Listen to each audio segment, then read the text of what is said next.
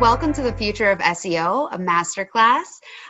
We are going to walk through a few different things today, but I wanted to give you some context to why I'm here and what we're kind of contributing to this discussion. So I work for the Hubspot for Startups program, and we deliver a few different things for our startup community. So first of all, we deliver education sessions like this, different office hours, different webinars and workshops to be able to help work on the skills that you need as a startup to be able to grow and scale. The second thing that we offer is, as a software company, we have a free CRM, a sales, marketing, and service hub with 500 integrations built on top of it. So this really kind of means that we're your one-stop shop from doing everything from setting up your website, your email automation, your revenue forecasting, customer service, the whole lot of it. So if you were to think about what you could kind of compare us to, if you think about like Salesforce, Marketo, Calendly, MailChimp, Zendesk, Constant Contact, and you kind of roll them into a bubble and add some things, that's what we offer as a software. And for our startup community, if you are with one of our affiliated partners, you can get up to 90% off our software.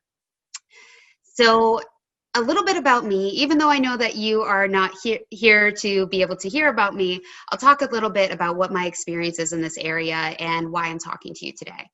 So I began my career working in educational nonprofits, where I essentially launched a different startup every year. And I really enjoyed being able to take that autonomy and to be able to grow something from the ground up. And from there, I decided to move on to a scale-up organization where I helped a company grow from a single operator to a multinational organization through implementing sales, marketing, and operation systems. Later on, I decided to run my own sales team and then eventually open up my own startup. And I enjoyed a great juicing business over in Boston before selling that and moving on to HubSpot for Startups. So now I get to do a little bit of everything I love. I still get to do the educational piece, and I also get to work with the startup community, which is wildly exciting.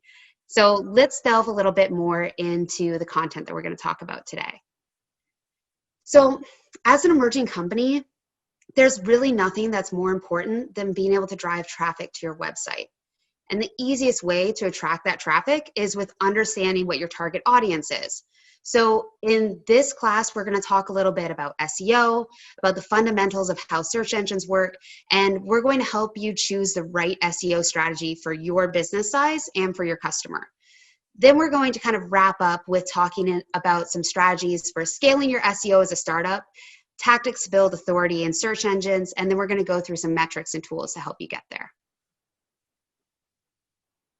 So first, let's start a little bit with the fundamentals of how search engines work. The way search engines function can be broken down into three core buckets: crawling, indexing, and ranking. And for each of these stages, they can be explained in relation to the process of eventually ranking content, and that will be discovery, relevancy, and authority. Now, most of the articles that you read about SEO, they just focus on that last part, ranking. But there's a whole lot more that goes on before that. And it's really important to understand this, because if you fail in the crawling and indexing phases, then ranking just isn't possible. So that first stage we have is discovery of new content. And that's when Google needs to determine whether or not the content is relevant to what somebody is searching for. That's our next phase here. And finally, the source from which that content comes from, we need to be able to determine if it's a credible and authoritative source. So the technical terms for this are crawling, indexing, and ranking. So I think one of the easiest ways to explain this is to use the example of a bookstore. A bookstore is a perfect comparison to a search engine, because people that are visiting a bookstore need to be able to find exactly what they want amongst many, many options in as little time as possible. This is just like a search engine. And you don't start with a perfectly organized bookstore. It starts with a pile of unorganized books. And it's the same with a search engine. They just start with a mass of unorganized web pages. So once each of these books in the pile have been looked through, they're organized into categories. Similarly, Google is looking through all of the content on each and every web page and determining what it's all about. So finally, once the books have been categorized, they need to be ranked in order of importance and popularity, etc. So to do this, the bookstore staff is then going to look at how popular and credible the author is, how many books they've written that have sold well, how many times maybe that book has been mentioned in the press, and then they're going to choose some of those books to be able to be on their bestsellers list or their popular category shelves. So it's the exact same for Google. Once they've categorized their web pages, they need to be able to rank them. So if somebody searches for something like dog toys, there are hundreds of millions of results, and they've each been crawled through and indexed. So how do we figure out which one goes to the top of the list? So similar to the situation in the bookstore, Google will look at how many other web pages have linked to and mentioned that web page in question. How does the rest of the web pages on that domain perform? How many people have visited that page and had a good experience? And these are just some of the many ranking signals that are at play that help Google kind of go from the discovering and categorizing to being able to rank the content itself. So that's a blast through how search engines work, but it's important to be able to sort through what some of the good and the bad advice are, because people will see a drop in traffic and they might believe that it's an authority problem when actually it's a discovery problem. And then they treat that problem with the wrong solution, which can actually cause more damage. So let's cut through some of the good advice, some of the bad advice, some of the things you might have heard before, and then we're going to talk about some things to be able to look out for. So there are tons of articles out there that tell you what Google's ranking factors are. First of all, that's not publicly available. There's some things that we know, there's a lot of things that we don't. No article or no workshop are going to be able to tell you all of these pieces.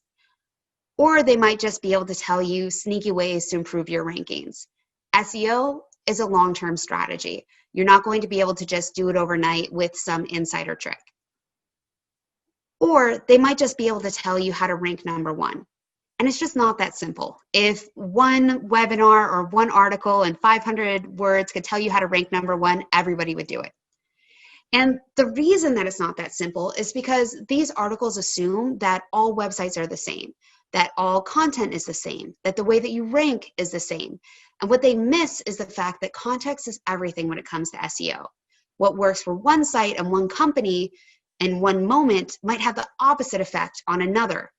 So some of the things that work for one page for ranking right now might only work for another page later on once you've developed some more authority or relevancy around the topic.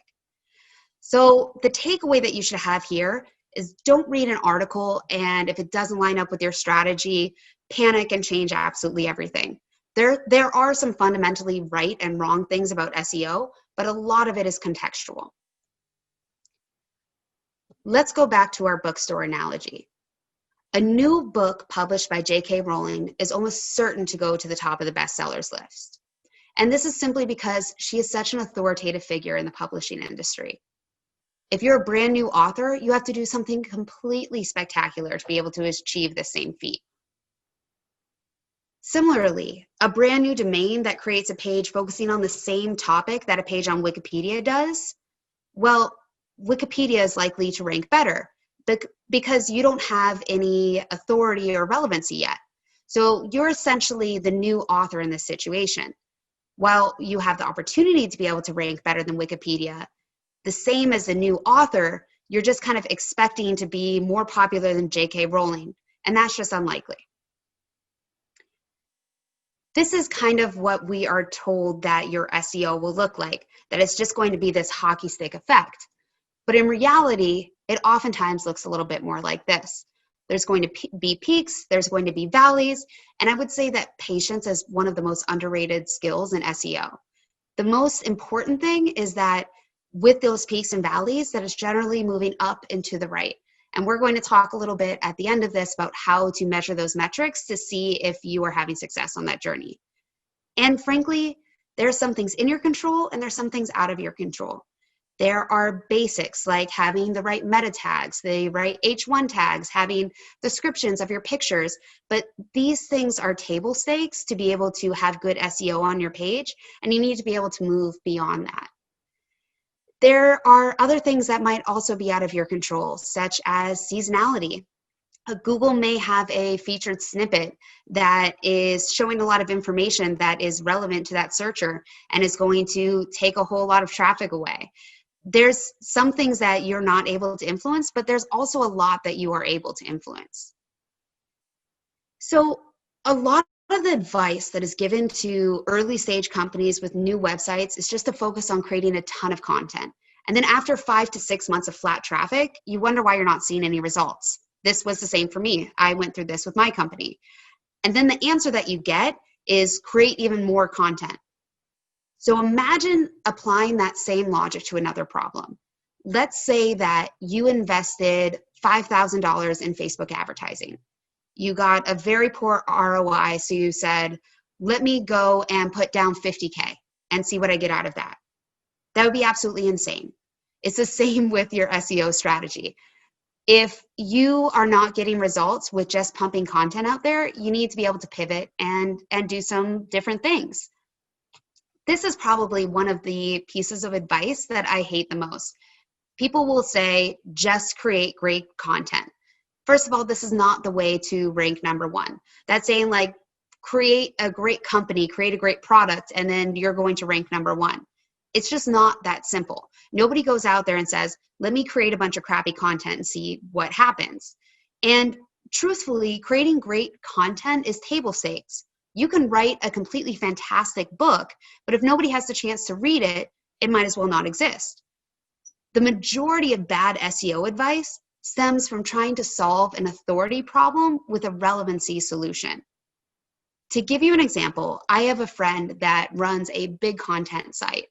Previously, they had a really successful section of their site, and then overnight, they lost about 60% of their traffic. They freaked out a bit, thought it was an authority problem, and said, all right, let me go get more press links. Let me go get some press mentions, some backlinks, and try and improve the rankings of my page. In reality, what had happened is that they used a new functionality in React, a part of JavaScript, and it essentially rendered their page invisible to Google because Google wasn't reading any of the content. And this broke the discovery phase. Google was just reading a blank page and so had no way to be able to figure out if this content was relevant. They tried to fix that with an authority solution, which just didn't help. The takeaway here is that if you are seeing a major dip, if you are seeing an issue, don't just have a knee-jerk reaction and just jump into whatever the internet tells you is the problem. Take the time to investigate and figure out what stage of this journey may be broken. This is how most startups should begin their SEO journey. The reality is that as a new domain and as a new company, you need to be able to work on building authority. And in this case, that means backlinks. Backlinks are when other pages and other authors link back to your page. Sure, content is still incredibly important, but without authority, you're like that brand new author in my previous example, yet you think that you're J.K. Rowling. You need to be able to build a base level of authority, which gives you that minimum level of viability, which gets you to an authoritative point where you can shift your focus to more content that is going to benefit you rather than just starting with a ton of content too early. Putting more content out quicker does not mean that you're going to rank quicker, and it can actually have the opposite effect. What can you actually do? We've talked about the pitfalls. We've talked about the fundamentals of how search engines work. What is it that you can go away with now as a startup with limited resources to be able to get started on your SEO journey? My advice would be to try to focus on doing a small number of things really well. And these are the first things that I would start with: building out transactional content, building out informational content, and earning mentions and backlinks. Using Hubspot as an example, we have a number of different transactional focused pages on our site, and they cater to the varying intent behind search results. This is our main CRM page, and this is focused primarily on people that are focused on branded queries. These are people that search for HubSpot CRM. Side note, if I were doing, looking at my Google AdWords, this would be the phrase, one of the phrases that I would purchase. So there are loads of examples of companies that are trying to replicate what HubSpot is doing, and especially startups that are in the SaaS space. We're seen as authority in SEO and in the marketing space, and this is true, and the majority of our acquisition funnel comes from organic traffic. However, we are also a public company. We have massive exposure given to us on a regular basis through the stock exchange, through our annual event at Inbound, where we have 25,000 attendees. We have 4,000 employees, a huge marketing spend, and a very authoritative website. There are certain structures that you can pull from us and that I will share with you, but you can't try to do what we are doing right now, because as a new startup, you're not going to have the authority to be able to rank the same. It might take a while to be able to rank, but you want to make sure that you're building out a foundation and working on it over time so that you're going to continually increase your SEO. We have a variety of transactional focused keywords on our site that are going to cater to these different intent. And you want to be thinking about starting with pages that are very specific for people that are ready to buy, they're searching for your solution, and they're searching for branded keywords. The next level down in transactional focused content is content that is focused on people who may not know that you are the person that has the solution, but they are searching for the solution to one of their problems. We have meeting scheduling software. This is a keyword that we would purchase. We would create a transactional content page around this to be able to cater to anybody that is searching for meeting scheduling software. They know that they have the need, but they don't necessarily know that we are the solution yet. The third level down in that transactional content are people that are looking for comparative content. This is where we focus on what is the difference between our CRM and our competitors, so that way we can capture the searches for people who are looking into alternative solutions. You want to be able to cover all bases and all aspects of your service and product using the keywords and phrases that people are already searching for. Next, we're going to pivot into informational content. This is where you're going to want to be able to build a base of content that is for people that are a little closer to the beginning of that decision-making process. The key is that you don't want to oversell here. That's what your transactional content is for. It's important that in this phase, you meet the needs of what the searcher has, not just what you want to show them. This is going to help your buyers be able to focus on those very top of the funnel questions, but they're not yet ready to purchase. Let's take a random example of Googling how to build a shed. This is a way that people often get this wrong. What you're expecting to get from Google as a result is instructions, something very informational. But if you come across something like this, you're probably going to click away very quickly, simply because this is not the intent of your search. People make the mistake of saying, there are so many people coming to our page, let's sell to them right away. I already have the audience. This is not the way to approach informational content, because I guarantee they're not ready to buy. And what you need to understand at this stage of the journey is that if you try and oversell when they're looking for informational content, Google is going to punish you because you are creating a bad experience for the people that are visiting your site.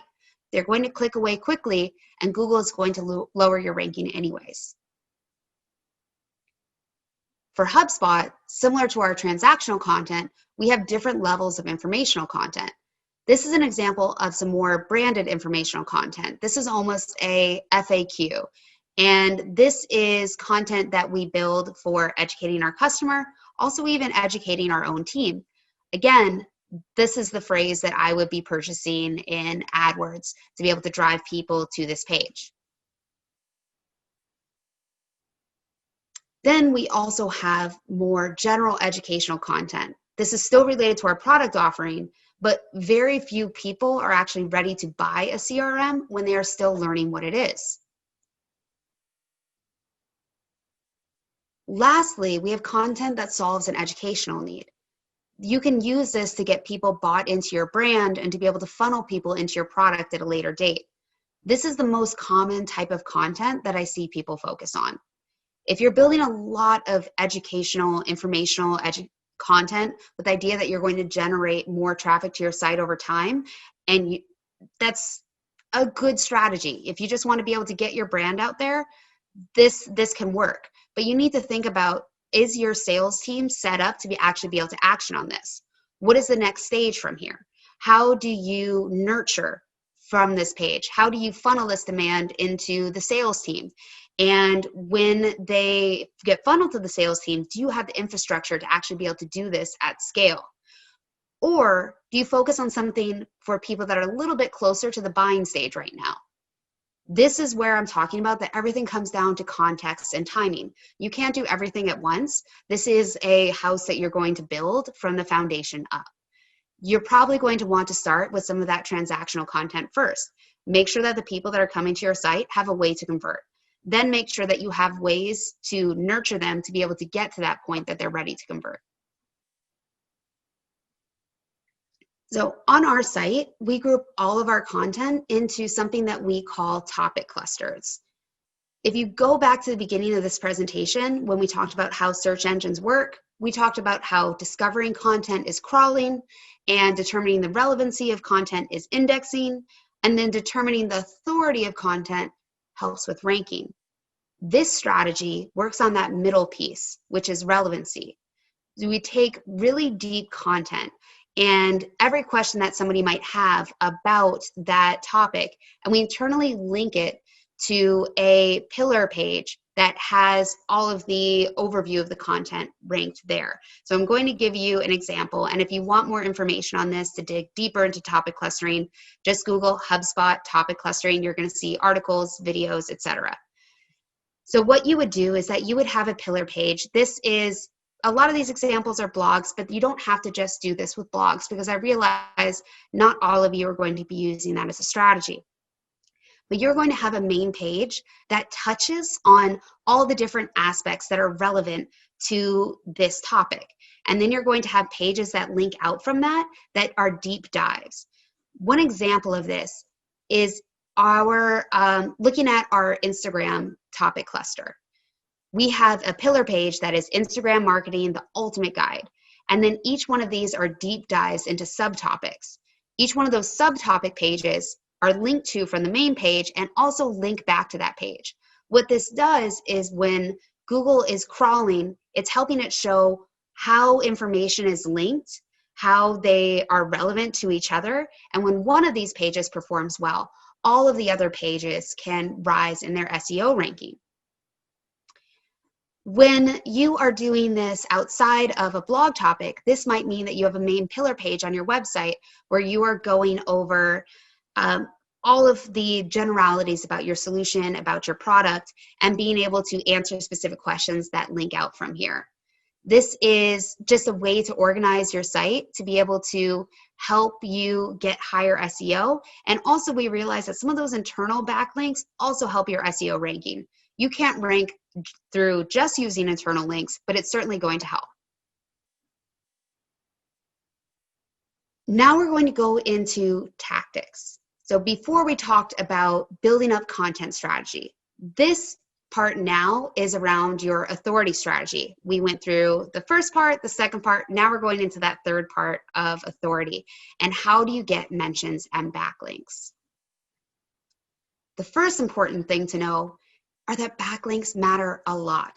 This is the piece that most people getting started in SEO need the most help with. And in our experience, people don't really anticipate what it takes to build a large number of backlinks. And if you don't get them, you're not going to rank. This is so fundamental to SEO success.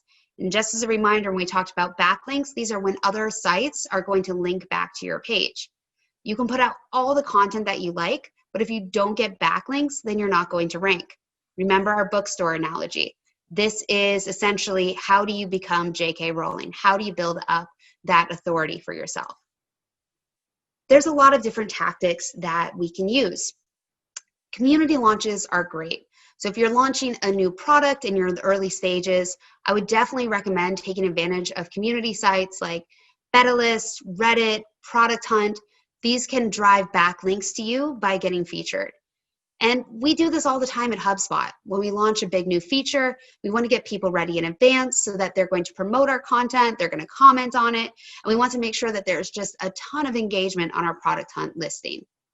And the best thing about listing on something like Product Hunt is it's not necessarily about the traffic that it's going to bring. It will give you a big spike in SEO, but it's not necessarily sustained. What you can use this as is a conversation starter for press or for other blogs and publications to be able to say, we were mentioned in Product Hunt, the community absolutely loved it, it went really well, and this gives you the opportunity to get even better links. This is one of my favorite and most used tactics for link building, especially in the early stages of your campaign. And this is setting up press alerts. People ask all the time, how do I get featured in the press? And let's be honest, most times you're not going to unless you have something really newsworthy. So you're going to want to pick your battles. But you can have compelling enough stories, or you can build the right relationships that you can leverage to get in some good publications and be able to earn some backlinks. With press requests, there are a lot of different services that are listed here. And this is where journalists are going to send out requests for quotes or for extra information from somebody who is in a set industry or has expertise in a set piece of content. This does the journalist a favor, and it can also grab you a link or a mention in the press. It also starts a relationship with that press person to be able to give you inroads to get more links in the future. You can sign up for any one of these services. One of the other services I would recommend is called If This Then That. It's ifttt.com. And this is a good way of you organizing your information. Sign up for all of these links, have them go to your email, and If This Then That will be able to send you a text when you get, let's say I get an email that says SEO quote. Then I know that I want to be able to be the one to respond. And it's really important that I am the first one to respond because all of this comes down to timing. A lot of these are free. So you can access a lot of these resources early on to be able to start building your backlink strategy. Newsjacking is a much tougher strategy, but also possible. And this is focused on building out content that is designed to get picked up in publications. This is where you can call on some of those journalist contacts from your previous slide. And you want to build out content by creating a topical story that is timely, that is relevant, that has demand. And you also need to give advance warning to your journalist contacts. You need the buy-in to be able to coordinate a whole press release. So to go into an example of how to do this, someone I know is a divorce attorney and they wanted more traffic. And they decided to look for things that were trending in popular culture. And they went through a whole series of divorce papers and found that Fortnite was trending. And this is, a very popular game if you're not aware. And this was cited in over 200 divorce papers. What he did is that he created a quick post around it for 500 words and shared it with a load of journalists. And it's quickly caught on. And you can do this with very simple content and get press pickup and generate a ton of results. Again, not easy, but possible. He was able to land mentions in BBC, CNBC, courts, and many, many more. And this was just with a simple article of 300 to 400 words. In the end, it generated 2.5 backlinks, so 2,500 backlinks.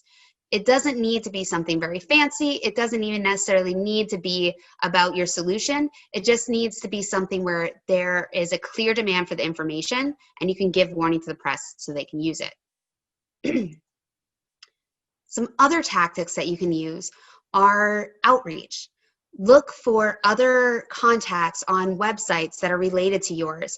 And you could create a piece of content and be able to reach out to them and say, hey, I saw this blog post where you're talking about SEO. I have a great article on topic clustering as a strategy. I think it would go great in this paragraph. Would you mind linking to it? And a lot of times, if they find that it's valuable, they'll reference it and get you that link. You could also be a guest poster. So you can generate blog articles for other parties, for third-party sites. And oftentimes when you do this, those companies are going to allow you to put a backlink to your own content in the author bio. Profile links are an easy, less valuable way to build your authority, but it's easy that if you have, even in your Instagram, your LinkedIn, make sure that you have links to your site. This is an easy way to be able to do it. It doesn't rank as high, but because it's so easy, why not start there? Lastly, I would be looking at some competitive analysis. So many people regularly analyze their competitors' backlinks to identify what they could recreate for their sites.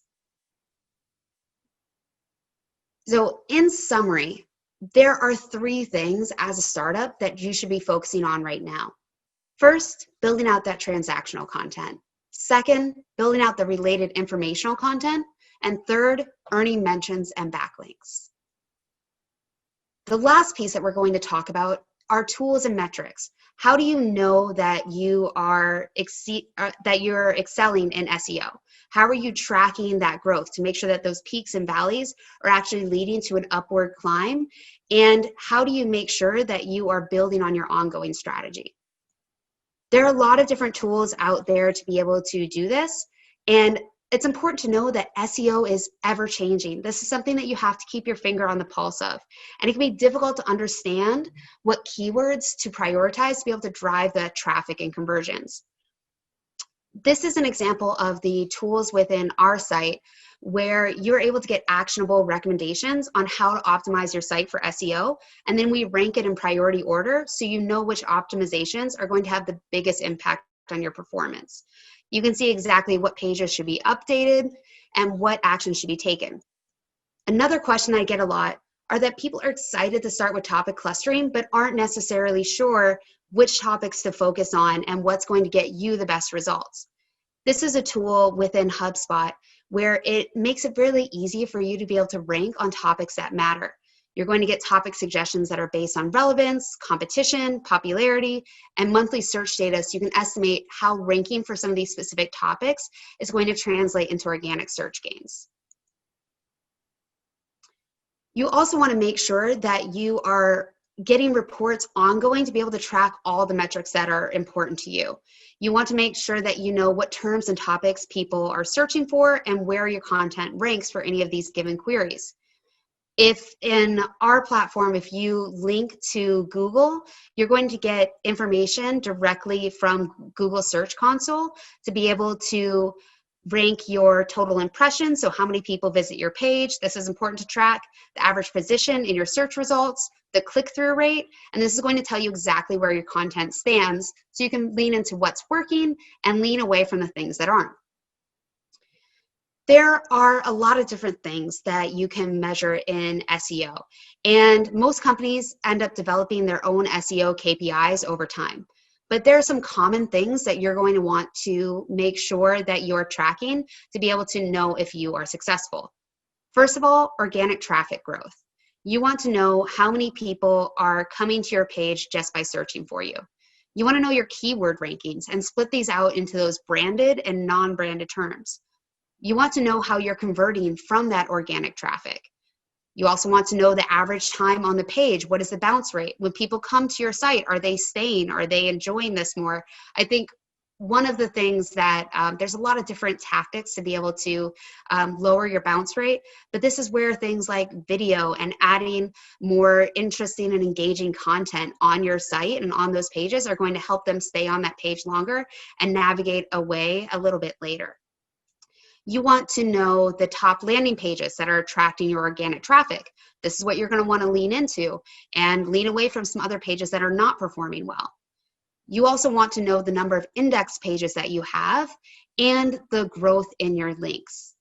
There are a lot of different ways for you to be able to track this, but it's not about just starting with your strategy. It's about figuring out what's working, what's not, and how to build on that. Lastly, I just want to thank you for sitting through this presentation, and then we're going to jump into some questions in the chat. Looking forward to it.